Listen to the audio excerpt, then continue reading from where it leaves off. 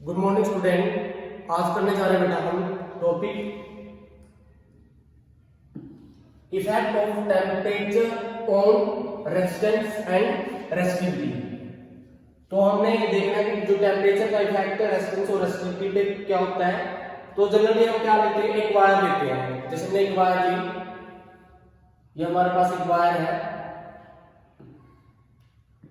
तो आपको पता ही है स्टार्टिंग में इसका जो हमारी रेसिस्टिविटी होगी क्या होगी बेटा, उसको अपने ρ1 माना है और जो रेजिस्टेंस होगी इसको अपने R1 माना है और इसका जो स्टार्टिंग का टेम्परेचर है उसको हमने T1 पुट कर लिया।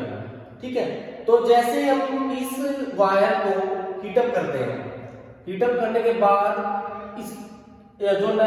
इस वायर में है क्या चीज आपको चेंज मिलेगी, इसके अंदर जो इसका टेम्परेचर है चेंज मिलेगा। क्या हो जाएगा, टेम्परेचर T2 हो जाएगा। ठीक है, रेजिस्टेंस क्या हो जाएगी, रेजिस्टेंस की R2 हो जाएगी। ठीक है, और जो रो को क्या पुट कर लेंगे हम, ρ2 पुट कर लेंगे। यहां तक बातें समझ में आ रही है। ठीक है, तो हम इक्वेशन ड्राइव करने जा रहे हैं। हम ऐसा लिख सकते हैं कि जो R2 है, R2 minus R1 is directly proportional to R1। मतलब जो हमारा पहले वायर थी और जो बाद में हम वायर को क्या किया, टेम्परेचर इंक्रीज किया है, उसका जो चेंज है, यानी पहले की रेजिस्टेंस R1 थी, दूसरे की R2 है। R2 में से R1 किसके डायरेक्टली प्रोपोर्शनल है, फर्स्ट के। जैसे मान लीजिए स्टार्टिंग में इसकी रेजिस्टेंस क्या थी बेटा, 50 थी और बाद में रेजिस्टेंस कितनी होगी, 150 होगी। मतलब कहने का मतलब ये है कि जो ये वैल्यू है इसमें से ये 150 में से 50 को घटाओगे तो 100 आ जाएगा। वो किस पे डिपेंड कर रही है, पहली वाली पर। हम पहले रेजिस्टेंस को क्या ले रहे हैं उस पर डिपेंड कर रही है। ठीक है, और इसी तरह ये इक्वेशन फर्स्ट है हमारे पास। सेकंड को देखते हैं, R2 minus R1 is directly proportional. किसके है वो, टेम्परेचर में कितना चेंजिंग हुआ। पहले टेम्परेचर T1 था और बाद में टेम्परेचर T2 हुआ, यानी टेम्परेचर इंक्रीज हुआ ना बाद में, तो ज्यादा में से कम को घटाते हैं, जैसे T1 को घटा देते हैं। तो इक्वेशन 2, तो हम इसको इक्वेशन 1 और 2 को क्या लिख सकते हैं बेटा, यहां से R2 minus R1 directly proportional R1 और T2 माइनस T1, ये हो गया। ठीक है, अब इस प्रोपोर्शनलिटी को हटाकर हम क्या लेते हैं, यहां पर अल्फा लेते हैं। क्या लेते हैं बेटा, यहां से अल्फा। इसको क्या लिखा जाता है, अल्फा R1 और T2 माइनस T1। यहां तक बात यार इसमें जो अल्फा है वो क्या है हमारा बेटा, अल्फा है टेम्परेचर, क्या है हमारे पास, टेम्परेचर कोफिशिएंट। किसका कोफिशिएंट बेटा, temperature coefficient of resistance and resistivity. किसका, ये रेजिस्टेंस और रेसिस्टिविटी, इसे हम रो से रिप्रेजेंट करते हैं। ये हमारा क्या है, टेम्परेचर कोफिशिएंट है। तो हमारे पास जो इक्वेशन थर्ड आई है उसको हम क्या लिख सकते हैं, इक्वेशन थर्ड को लिखने जा रहे हैं। तो देखिए इसके अंदर तो हम क्या करेंगे, इस R1 को कहां शिफ्ट कर लेंगे, यहां, यानी लेफ्ट हैंड से राइट हैंड साइड में शिफ्ट कर लेंगे। तो हमारे पास इक्वेशन थर्ड कैसे बनेगी, R2, हम R1 को यहां शिफ्ट कर लिया, R1 प्लस में अल्फा R1 और T2 में से T1। यहां तक बात आ रही है। अब क्या करते हैं, इस इक्वेशन में से हम क्या कर लेते हैं, R1 में इन दोनों में से R1 कॉमन ले लेते हैं। R1 हमने कॉमन लिया तो 1 प्लस में अल्फा और T2 माइनस T1, ये आ गया। अब आपको साफ नजर आ रहा है कि R2 equal to R1 1 plus में alpha T2 minus T1।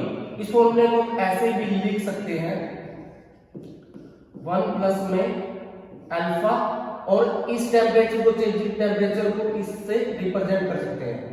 Generally आपको ये भी फॉर्मूला देखने को मिल सकता है। अब हमने ये तो किसके लिए फॉर्मूला आ गया, रेजिस्टेंस के लिए।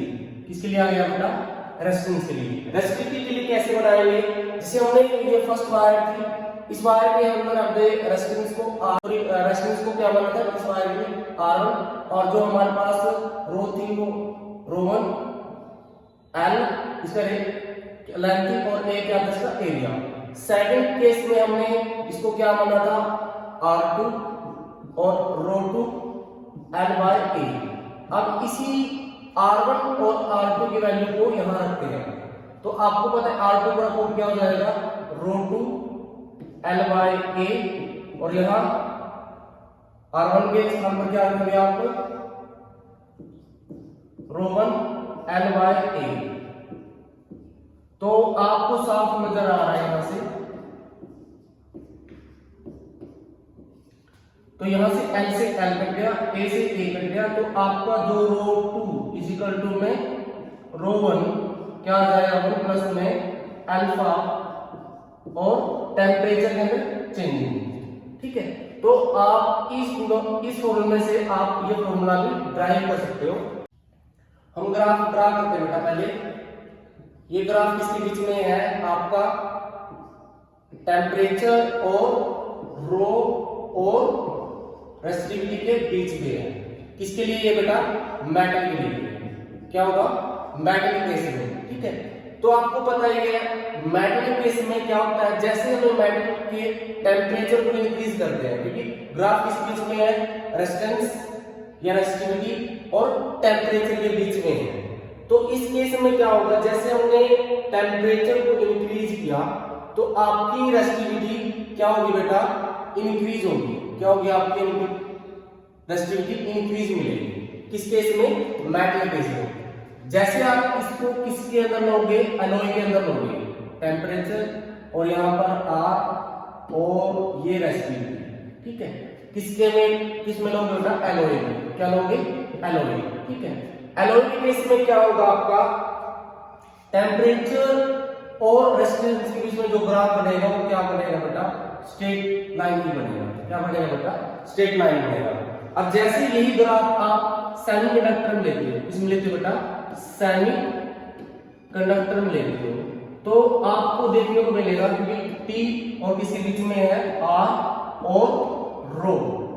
ठीक है, इस केस में क्या मिलेगा, क्योंकि सेमीकंडक्टर के केस में जैसे ही आप टेम्परेचर इंक्रीज करते हो, उस केस में आपकी रेजिस्टिविटी या रेजिस्टेंस क्या मिलेगी, आपको डिक्रीज मिलेगी। आपको क्या मिलेगी, आपकी डिक्रीज मिलेगी। तो इस तरह से हम तीनों में कंपैरिजन कर सकते हैं, मेटल केस में, एलॉय के केस में और सेमीकंडक्टर के केस में।